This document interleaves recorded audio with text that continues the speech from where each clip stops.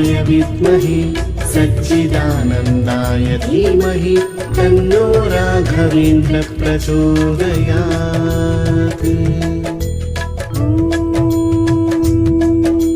वेङ्कटनाथाय विद्महे तिम्मण्णपुत्राय धीमहि तन्नो राघवेन्द्र प्रचोदयात्।